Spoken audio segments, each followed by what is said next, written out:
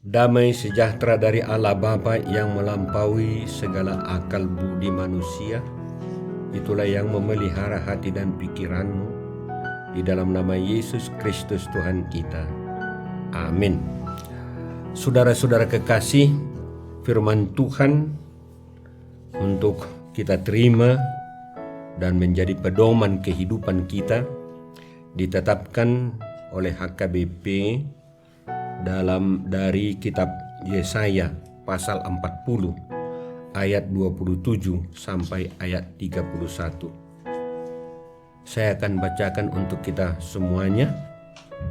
Demikian tertulis. Mengapakah engkau berkata demikian, hai Yakub, dan berkata begini, hai Israel, hidupku tersembunyi dari Tuhan, dan hakku tidak diperhatikan Allahku? Tidakkah kau tahu dan tidakkah kau dengar? Tuhan ialah Allah kekal yang menciptakan bumi dari ujung ke ujung. Ia tidak menjadi lelah dan tidak menjadi lesu, tidak terduga pengertiannya. Dia memberikan kekuatan kepada yang lelah dan menambah semangat kepada yang tiada berdaya. Orang-orang muda menjadi lelah dan lesu, dan teruna-teruna jatuh tersandung. Tetapi orang yang menanti-nantikan Tuhan mendapat kekuatan baru. Mereka seumpama Raja Wali yang naik terbang dengan kekuatan sayapnya. Mereka berlari dan tidak menjadi lesu. Mereka berjalan dan tidak menjadi lelah. Sampai sedemikian jauh firman Tuhan. Saudara-saudara kekasih, pasti setiap orang menginginkan kehidupan yang senang, kehidupan yang tenang, tanpa masalah dalam kehidupan ini. Inilah yang diinginkan, pasti diinginkan oleh setiap orang. Tetapi jika kita lihat kenyataannya saudara-saudara, bahwa dalam perjalanan kehidupan kita, penderitaan, kesusahan, kesulitan, tantangan selalu hadir, selalu datang. Dan nampaknya bahwa hal ini menjadi bahagian dari kehidupan kita dan tidak dapat dihindari dari kehidupan ini. Kita lihat saudara-saudara, itu kenyataan yang kita lihat. Walaupun telah berlalu satu masalah, penderitaan, kesulitan, tantangan, sebentar lagi sudah datang lagi tantangan, kesulitan yang lain. Saudara-saudara, mengapa hal ini terjadi? Mengapa penderitaan, tantangan, ancaman itu selalu silih berganti datang dalam kehidupan kita? Sekarang mari kita lihat dari kesaksian dari Alkitab sendiri. Kenapa itu terjadi? Pertama-tama saudara-saudara, itu adalah karena dosa dan pelanggaran kita terhadap kehendak Tuhan. Itu yang menyebabkan. Itu nyata dari sejak manusia jatuh dalam dosa. Setelah manusia itu diciptakan, tetapi mereka jatuh ke dalam dosa. Dan akibatnya apa yang mereka terima? Yaitu penderitaan, kesusahan, kesulitan, dan tantangan itu. Mereka tidak dapat lagi menghindari itu. Pasti itu akan menimpa kehidupan mereka. Ini sangat jelas dari perkataan Allah. Kita lihat perkataan Allah kepada perempuan yang pertama jatuh ke dalam dosa itu, dikatakan, susah payahmu waktu mengandung akan kubuat sangat banyak. Dengan kesakitan engkau akan melahirkan anakmu. Lihat Kejadian 3 ayat 16. Juga setelah kepada perempuan, kepada laki-laki juga disebutkan, dikatakan apa yang dikatakan Tuhan. Karena menuruti orang jatuh ke dalam dosa, menuruti istrinya. Dikatakan Tuhan apa? Terkutuklah tanah karena engkau. Dengan susah payah engkau akan mencari rezekimu dari tanah mencari rezekimu dari tanah seumur hidupmu. Semak duri dan tumbuh-tumbuhan di padang akan menjadi makananmu. Dengan berpeluh engkau akan mencari makananmu sampai engkau kembali menjadi tanah. Kejadian 3 ayat 17-19. Dengan demikian saudara-saudara, akibat daripada dosa perbuatan manusia yang melanggar kehendak Allah, melanggar ketentuan Allah, mereka jatuh ke dalam penderitaan kesusahan itu. Buah dari dosa adalah kita menderita, kita sengsara. Dengan demikian saudara-saudara, mari kita lihat bahwa kesusahan itu pasti ada sepanjang kehidupan kita. Kapan berakhir penderitaan itu? Setelah kita tadi dikatakan sampai engkau kembali kepada tanah. Sepanjang kehidupan kita bahwa penderitaan itu akan selalu ada. Jika kita menginginkan tidak ada lagi penderitaan, hanya satu, yaitu hidup kita, umur kita, kehidupan kita berhenti, mati. Orang yang mati memang tidak ada lagi penderitaannya, tidak ada lagi kesusahannya. Kalau penderitaan itu berakhir dengan kematian atau setelah hidup kita sudah berakhir di dunia ini, bagaimana kalau Tuhan mengatakan, mana kau pilih? Menderita tapi hidupmu masih berkelanjutan, atau stop tapi hidupmu stop, tidak ada lagi penderitaan tetapi hidupmu tidak berkelanjutan lagi. Itu yang pertama saudara-saudara, kita lihat kenapa penderitaan itu ada. Kenapa tantangan kesulitan itu ada? Karena manusia jatuh ke dalam dosa.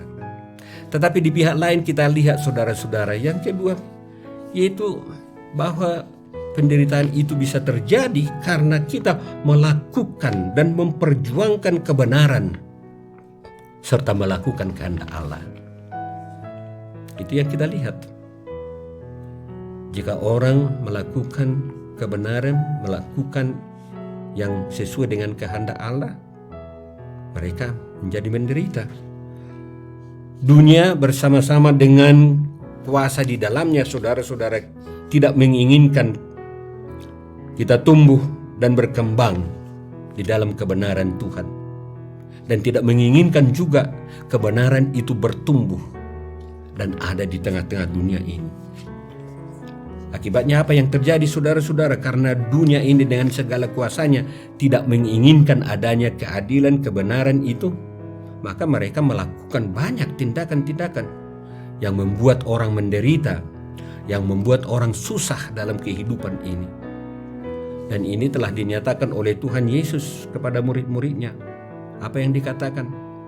Berbahagialah orang yang dianiaya oleh sebab kebenaran, karena mereka yang empunya kerajaan Allah. Jadi sebenarnya kalau kita menderita karena kebenaran, ya kita termasuk orang yang berbahagia. Bahkan dikatakan oleh Tuhan Yesus lagi bahwa di dunia kamu akan menderita, akan mengalami penganiayaan, tetapi kuatkanlah hatimu, aku telah mengalahkan dunia ini. Yohanes 16 ayat 33. Jadi setiap orang percaya itu selama kehidupannya di dunia ini, karena kebenaran, karena mengikuti Tuhan dan melakukan kehendak Tuhan, Tuhan mengatakan hidupmu akan menderita. Yang dua ini kita lihat saudara-saudara. Kenapa manusia itu menderita? Pertama karena kejatuhannya akibat dari dosanya.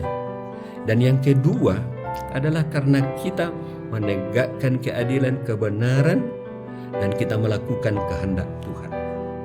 Kalau kita lihat dari kelakuan kita, kenapa kita menderita? Kita lihat dulu dari dua itu.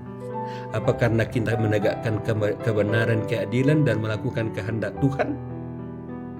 Kita adalah orang yang berbahagia. Tetapi kalau kita menderita karena perbuatan kita adalah dosa, karena perlakuan kita yang melawan kehendak Allah, tentu bukan lagi kita orang yang berbahagia. kita ini adalah orang yang paling celaka. Kita lihat itu saudara-saudara.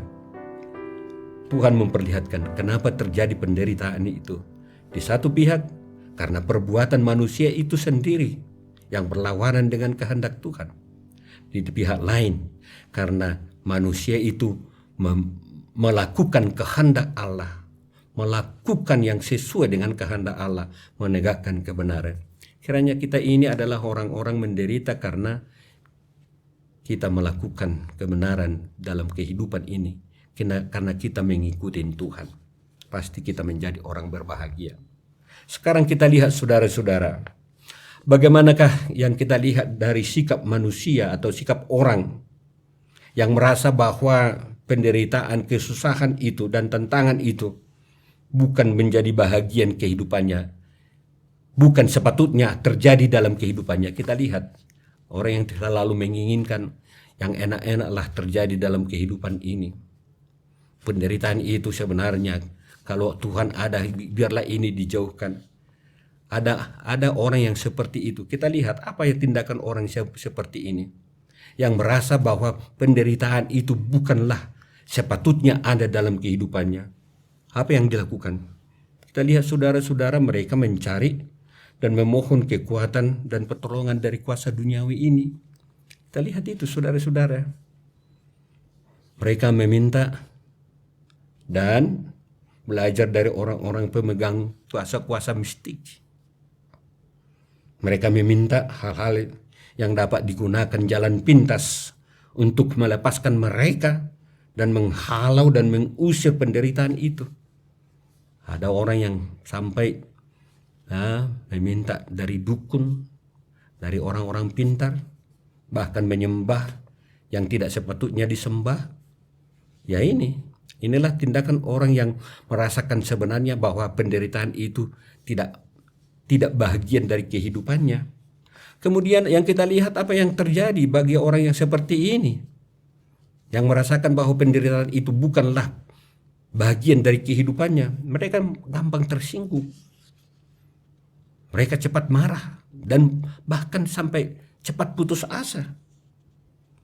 Dan kalau ada setiap perkataan yang didengarkan yang dikaitkan dengan kehidupannya, ini mengakibatkan mereka menjadi marah, geram dalam kehidupannya. Bahkan melakukan tindakan yang membabi buta. Mereka menjadi emosi yang tidak dapat dikendalikan dan tidak segan mencederai orang lain. Dan kalau tidak lagi dapat melampiaskan kemarahannya itu, mereka putus asa, bahkan bunuh diri. Ini yang kita lihat saudara-saudara. Orang yang tidak melihat bahwa penderitaan itu adalah karena upah dosa adalah sesuatu yang harus terjadi dalam kehidupannya, mereka gampang tersinggung, emosi, bahkan sampai putus asa. Yang kemudian kita lihat saudara-saudara bahwa apa yang terjadi dalam kehidupan orang yang merasakan bahwa kesulitan dan tantangan itu, penderitaan itu bukanlah sebagai dari bagian kehidupan ini. Apa yang kita lihat saudara-saudara, bahwa mereka sulit untuk mengakui bahwa penderitaan terjadi karena kelemahan dan kesalahannya. Selalu mengatakan bahwa keberadaan mereka menderita adalah karena perbuatan orang lain. Jadi dia tidak pernah melihat itu karena kelemahannya, kekurangannya. Kalau dia menderita menjadi ada kesulitan, pasti gara-gara si anu itu, gara-gara orang lain itu. Dan bisa juga mengatakan ini karena Tuhan tidak berpihak dengan aku. Dan menganggap bahwa jika ada orang mengatakan akan kelemahannya, dia anggap itu adalah sebagai penghinaan. Itu adalah sebagai perbuatan yang mengecilkan dirinya sendiri. Inilah kita lihat saudara-saudara, sebahagian kalau ada orang yang merasakan bahwa kesulitan itu, penderitaan itu bukan menjadi bagian dari kehidupan ini. Yaitu yang kita lihat, banyak orang yang melakukan itu. Tetapi saudara-saudara, bagi kita yang sudah merasakan dan mengenal Tuhan, apakah yang kita lihat jika penderitaan, tantangan itu terjadi dalam kehidupan kita. Dan supaya kesulitan tantangan itu mempunyai makna dalam kehidupan kita, kita lihatlah dari kehidupan setiap orang yang percaya kepada Tuhan. Yang dilakukan adalah dia tetap percaya kepada Tuhan. Ini yang kita lihat. Bukan malah meninggalkan Tuhan, bukan. Seperti orang-orang yang tidak percaya itu. Tetapi malah mendekatkan diri kepada Tuhan. Tetap mempercayai bahwa Tuhan akan menolong dia. Tuhan punya kuasa bagi kehidupannya, bagi seluruh ciptaan Tuhan. Tuhan punya kuasa yang pada saatnya memberikan yang terbaik bagi kehidupannya, walaupun dia mengalami tantangan dan penderitaan itu. Dan dia percaya bahwa Tuhan itu kekal, abadi, dan tidak pernah berubah. Dia tetap setia untuk menyayangi walaupun penderitaan, tantangan ada, namun kasih Tuhan pasti selalu hadir. Dia tidak pernah lesu, kita lihat seperti yang dikatakan oleh firman Tuhan.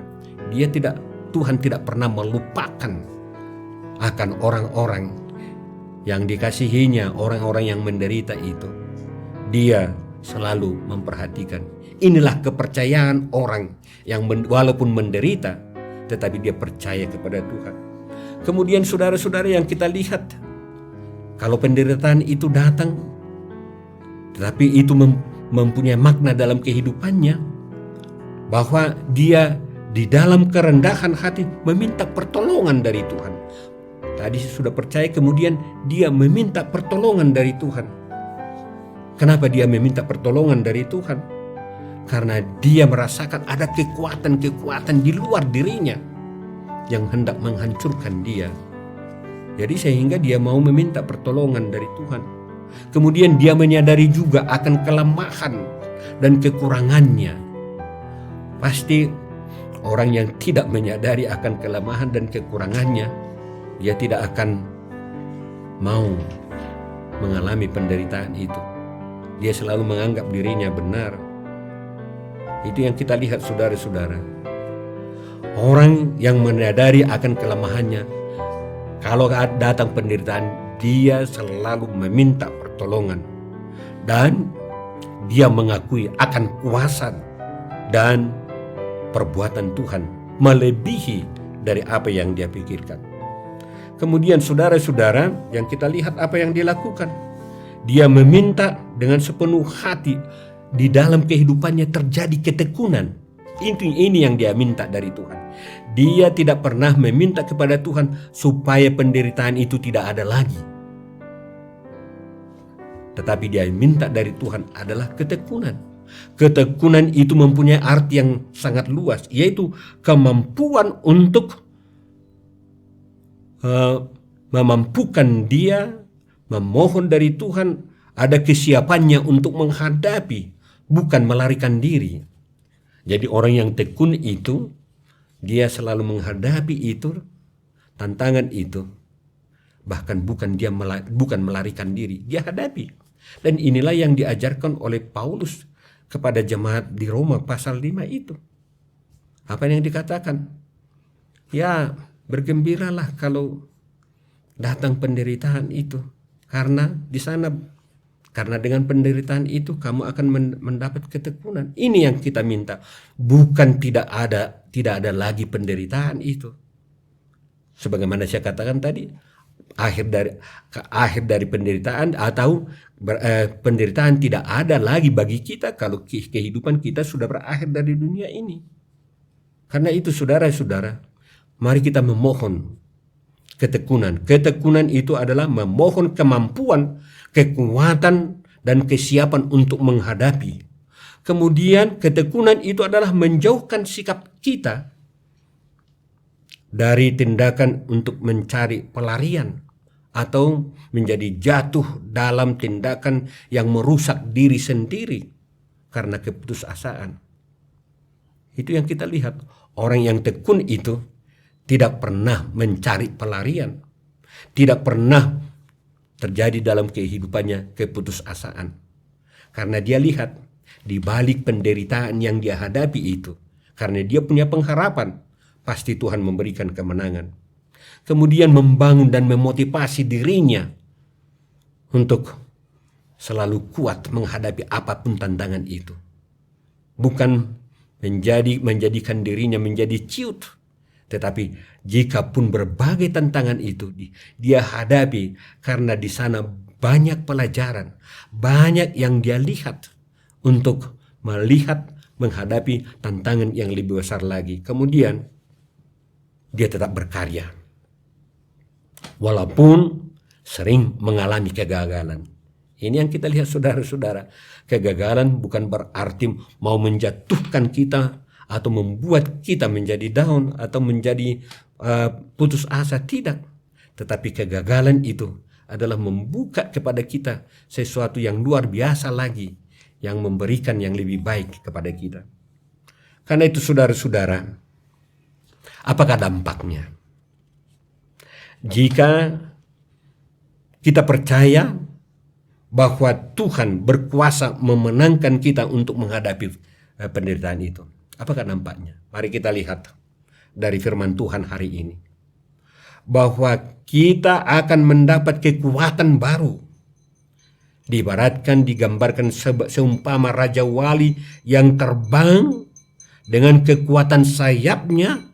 Mereka akan berlari dan tidak akan menjadi lesu.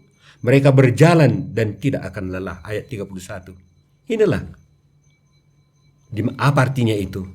Bahwa Tuhan akan memberikan pengalaman dan pelajaran baru dari penderitaan itu. Oleh karena itu jangan terus lari ataupun menjadi putus asa kalau datang tantangan itu. Karena Tuhan di sana akan memberikan pengalaman yang baru, pelajaran yang baru. Kemudian yang kita lihat, apakah dampaknya? Kita akan diberikan Tuhan kemandirian untuk menggunakan semua potensi yang ada di dalam diri kita, yang dianugerahkan Tuhan kepada kita. Dan Tuhan akan memberikan semangat baru. Dan Tuhan akan memenangkan kita dalam setiap tantangan itu. Dan pada akhirnya bukan penderitaan itu kata terakhir, tetapi bagi orang yang percaya, di depannya sudah ada kemenangan, sudah ada mahkota kehidupan yang Tuhan siapkan bagi setiap orang yang tekun, bagi setiap orang yang tabah dalam kehidupan ini dan selalu menghadapi tantangan itu di dalam kehidupannya. Karena itu saudara-saudara, saya kutip apa yang dikatakan oleh Paulus dalam pasal 5 ayat 3 itu. Apa yang dikatakan saudara-saudara? Bermegahlah dalam kesengsaraan, karena kita akan memperoleh ketekunan, tahan uji, dan pengharapan. Tuhan memberkati dan menguatkan dan memenangkan kita. Amin. Kita berdoa. Terima kasih Tuhan atas firman-Mu yang kami dengarkan pada pagi ini, pada hari ini. Di dalam suasana yang begitu menyulitkan kami karena COVID-19 ini, Tuhan menguatkan kami, menyegarkan hati kami, supaya kami tidak berputus asa, tetapi malah kami kuat menghadapi semuanya itu. Jika kami tetap mengadu kepada Tuhan, meminta, memohon kekuatan dari Tuhan untuk menguatkan kami menghadapi semuanya itu. Dan itu dapat kami lakukan jika kami selalu menuruti kehendak Tuhan. Jika kami menuruti segala aturan yang sesuai dengan kehendak Tuhan. Dan pasti Tuhan akan memenangkan kami dan membuat kami kuat seperti burung Raja Wali yang menggunakan segala potensi yang Tuhan berikan itu. Karena di sana Tuhan akan menolong dan membantu kami untuk memenangkan semua masalah yang terjadi dalam kehidupan ini. Terima kasih Tuhan. Terima kasih Bapa di surga. Terima kasih Roh Kudus. Amin.